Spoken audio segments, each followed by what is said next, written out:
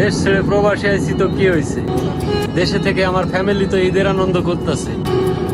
আমি যেদিন সফলতা নিয়ে বাংলাদেশে ফিরবো, সেদিন না হয় আমার মায়ের কোলে বসে এই প্রবাসের গল্পগুলি বলবো।